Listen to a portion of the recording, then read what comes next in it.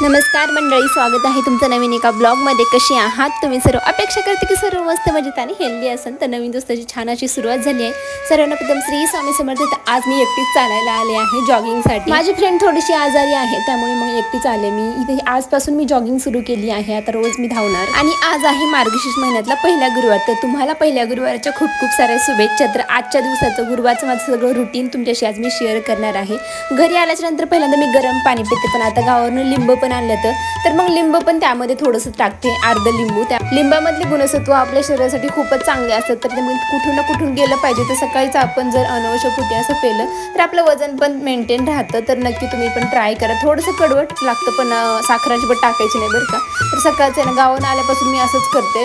तर मी जास्तचे लिंब आणले होते, कारण इकडे तर भेटतात पण खूप महाग असतात आणि गावाला कशी झाडच असतात ना आपलीच, त्यामुळे मग तिकडूनच आणलं आहे लिंब। आता मी जोपर्यंत जातील तोपर्यंत घेईल, त्यानंतर स्टॉप करेल। पण गरम पाणी हे रोजचं घेते मी। नंतर आल्याच्या नंतर जॉगिंगवरून आल्याच्या नंतर मी पहिल्यांदा गरम पाणी पिते आणि नंतर थोडंसं माझा योगा असतो। आता मी कधी करते कधी नाही करत, कारण टायमावर असते सगळं। आज टायमिंग होता, तर मग आज योगा केला मी। 7:30ला बरोबर मी घरी येते, मग 7:30ला मी योगा करते।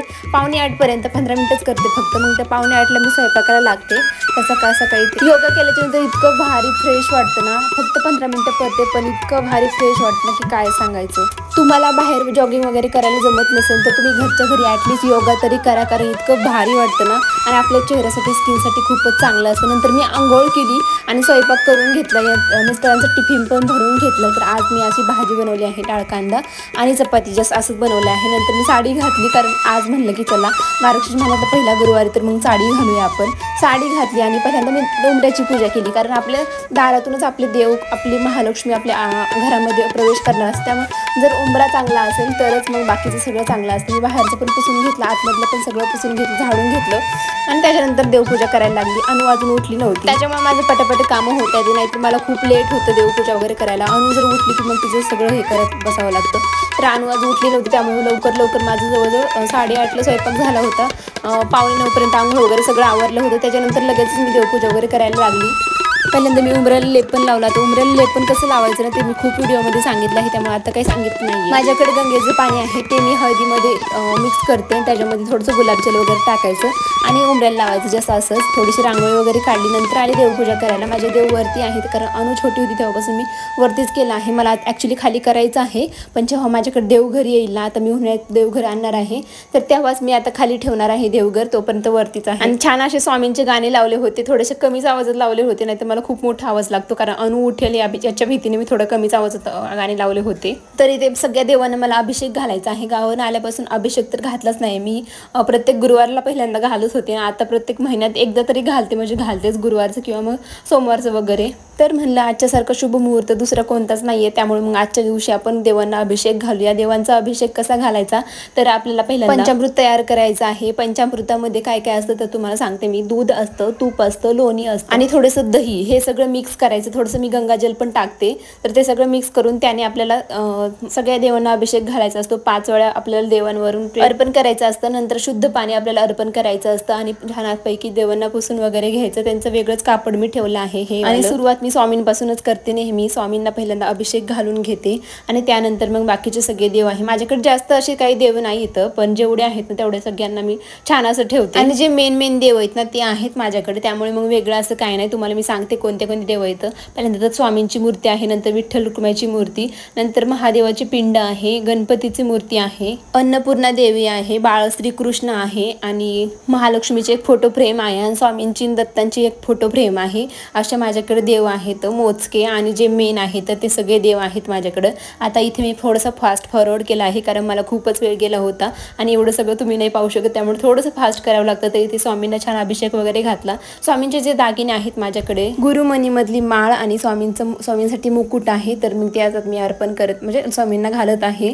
तर इथे स्वामींना गुरु म्हणजे एवढं थोडंसं जरी हे केलं ना तरी पण इतके सुंदर देखो असं त्यांचं रूप दिसतं ना की काय सांगायचं। मला त्यांच्यासाठी वस्त्र वगैरे शिवायचे आहेत, शिवून घ्यायचे आहेत ॲक्च्युली, पण जेव्हा होईल तेव्हा। माझी इच्छा आहे की माझी एक मशीन असावा, खूप दिवसापासूनची इच्छा आहे. जी इलेक्ट्रिकवाली असते ना ती वाली मशीन असावा, म्हणजे काळीवाली ती स्टीलची असते ती नाही, लोखंडी असते ती नाही, ती इलेक्ट्रिकवाली मला घ्यायची आहे. आता कधी घेईन ते घेईन, पण मला घ्यायची आहे ती मशीन. कारण घरचं थोडं फार माझं करायला मला खूप जास्त आवडेल, किंवा छोटे छोटे वस्तू असे बनवायला विकायला मला खूप जास्त आवडेल.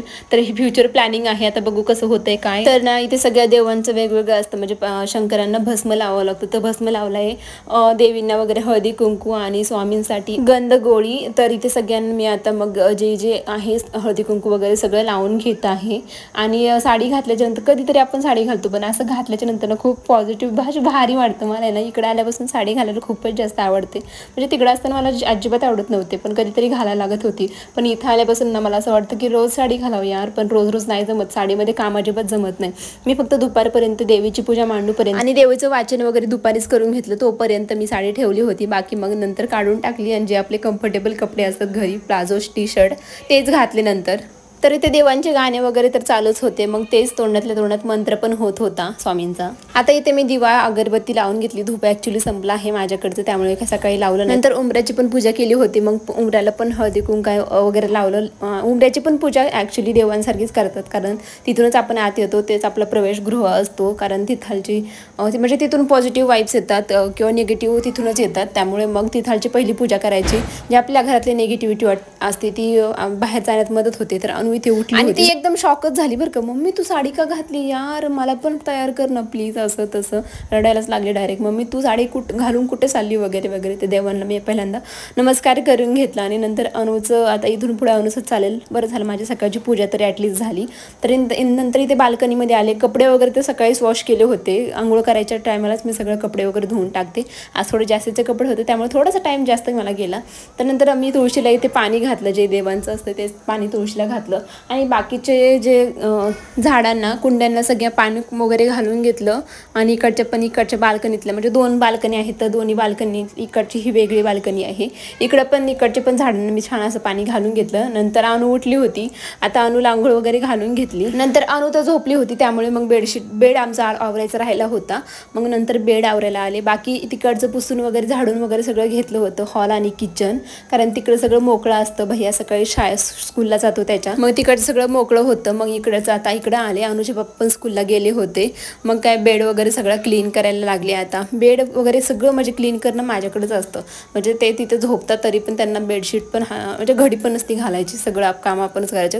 कधीतरी घालतात, पण रोजचं माझेच असतं. आणि इथे 4 ब्लँकेट असतात. अनुचे 2 ब्लँकेट, मिस्टरांचं 1, माझं 1, असे म्हणजे थंडी पण भरपूर आहे ना, तर सगळ्यांच्या असं सेपरेट ब्लँकेट असतात. तर इथे अनुचे डॉल्स वगैरे अनुला लागतात झोपताना, तर मग ते पण वरती ठेवले.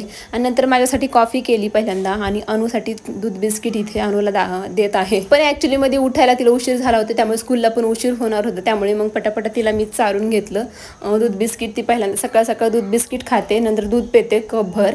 मग हे तिचा सकाळचा नाश्ता असतो. ॲक्च्युली मला बिस्किट मला बंद करायचं आहे, पण दुसरं काय नाश्ता रोज काय नाश्त्याला बनवायचा नाही, हा माझ्या पुढं खूप एकसे प्रश्न पडतो. त्यामुळे मग थोडं हळूहळू करून असं वेगळं काय ट्राय करणार आहे. तर अनुला स्कूलला सोडून आल्या. येता मी पालवी वगैरे आणली, आंब्याचे ढगळं वगैरे ते सगळं आणलं होतं. आणि घरी आल्याच्यानंतर माझा एक प्रमोशनचा व्हिडिओ अर्जंट द्यायचा होता. तर मग त्याच्यामध्ये इतका वेळ गेला की म्हणजे 11:30 पावणे 12 झाले होते. मग 12 वाजता काही पूजा नको म्हटलं, मग डायरेक्ट 12:30 1 वाजता मी पूजा मांडायला लागले इथे. कारण दुपारी मांडायची एकतर, किंवा मग 12च्या आतमध्ये. 12चा मुहूर्त हा काही चांगला नसतो, त्यामुळे मग त्या टायमाला पूजा नाही मांडायची. तरी मी इथे मग 12:30 पावणे 1 झाले होते मला वाटते. 1 वाजता मी इथे पूजा मांडायला लागली आहे. प्रमोशनचे व्हिडिओ आले की आपले सगळे कामं बाजूला ठेवून त्यांचा व्हिडिओ पहिला द्यावा लागतं, कारण तो अर्जंट असतो.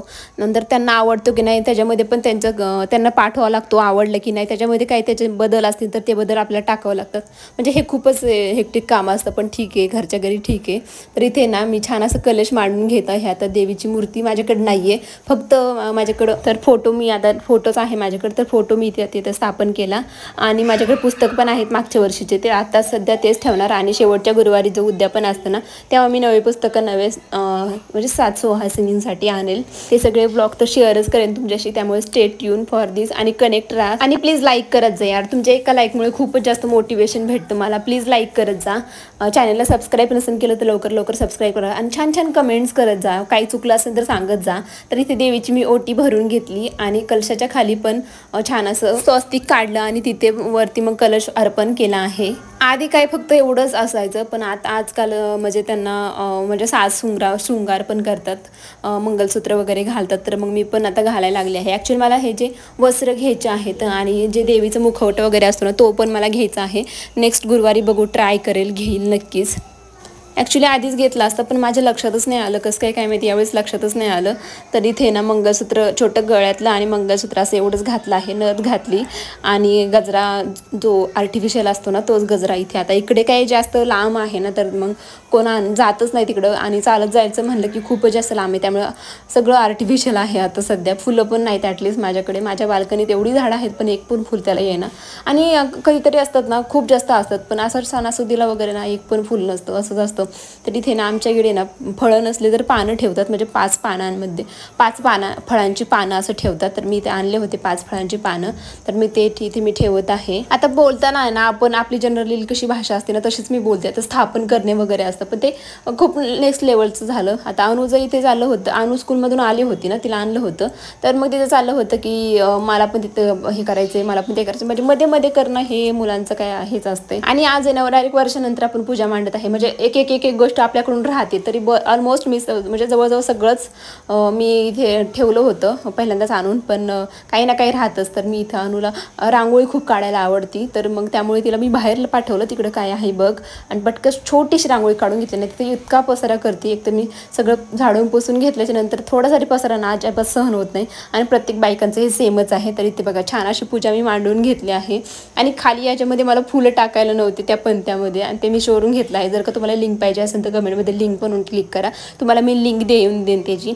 आणि अनु पण इथे छान नमस्कार करून घेतला, आणि मी पण मग दिवा अगरबत्ती वगैरे सगळं लावून घेतलं.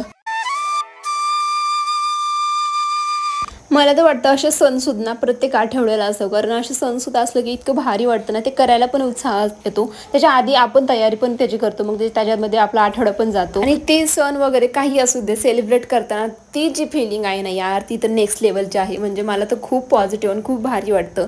म्हणजे सगळे सण वगैरे सगळे मी उत्साहात साजरे करते, म्हणजे सगळेच करतात यार, पण नाही का, म्हणजे मला एकदम भारी पर्सनल वाटतं. तर इथे ना मी आता देवांच्या पाया, म्हणजे सगळ्यांच्या पाया पडून घेते. सकाळी पण ॲक्च्युली एकदा पाया पडून झाला आहे, पण आता पण परत एकदा पाया पडून घेते. आणि अनुनी आणि मी छान थोडेसे फोटोज काढले. नंतर म्हणलं की संध्याकाळी ॲक्च्युली मी पुस्तक वाचते, पण म्हणलं की आज चला थोडंसं लवकरच आत्ताच वाचूया. पण अनुचं थोडंसं शूट करावं म्हणलं पुस्तक वाचनाचं, पण तिचं काय चालू होतं तिला माहिती. मग ॲक्च्युली कॅमेरा बंद केला मी, आणि नंतर प्रॉपर असं पुस्तक वाचून घेतलं पूर्ण. आणि नंतर दिवसभर काही शूट नाही केलं, नाही संध्याकाळचा डायरेक्ट. आमच्या खाली नवीन इथे एक फॅमिली राहायला आली, त्यांच्यातला तो मुलगा अनुसोबत येतो खेळायला, त्यामुळे बऱ्यापैकी फ्रेंडशिप झाली आहे त्यांच्यात. ते सगळं आवडलेलं ते आता परत जसं आहे तसं करत आहेत. पण ठीक आहे, अनुचा टाइमपास होतोय, टी व्हीपासून मोबाईलपासून लांब आहे, तेच माझ्यासाठी खूप चांगलं आहे. तर संध्याकाळचं पहिल्यांदा इथं भात करून घेतला, पाटोड्याची भाजी मला करायची होती, ती पण करून घेतली. लवकर स्वयंपाकाला लागले होते, कारण संध्याकाळचा उपवास सोडायचा होता, कारण दिवसभर उपवास होता. मग म्हणलं की लवकरच उपवास सोडूया. मग मी इथं पाटोड्याची भाजी पण तयार करून घेतली, आणि मला भाकरी बनवायची होती, पण काय नशीब वेगळंच होतं. गावाने 2 आठवडे झाले, ते 2 आठवड्याचं पीठ आहे. मला भाकरी थापता येत नव्हती, बळबळ थापली, तव्यापर्यंत गेली, पण तव्यावरून उलटली नाही. तर जे दोन्हीचे अर्धे भाग झाले, मग काय ती तशीच केली, ठेवली, आणि दुसरी मग मिक्सरमधूनच पीठ काढलं डायरेक्ट, आणि तशी भाकरी केली. तरी मी गरम पाणी केलं होतं, पण कसं काय जमली नाही, काय माहितीच नाही. आणि भूक पण खूप लागली होती, म्हणजे एकदा संकट यायला लागली कशी चारी बाजूनी येतात ना. आताच मी उपवास सोडत आहे, मग उपवास सोडून झाला आहे, आणि तेव्हा एडिटिंगला बसले आहे मी, कारण लगेचच मला दुसऱ्या दिवशी अपलोड, म्हणजे आजच्या दिवशी तुम्ही पाहतात, कालच्या दिवशी रात्री मी एडिटिंग केली. तर मग इथे भाकरी पण तयार आहे ना. असं पंचपक्वान्न आज होतं जेवणामध्ये, छान असं जेवण करून घेतलं, शिरा केला होता गोड. या जेवणासोबत आजचा व्हिडिओ पण संपवते. एक लाईक नक्की करा, चॅनल सबस्क्राईब करा. भेटू मग उद्या, बाय.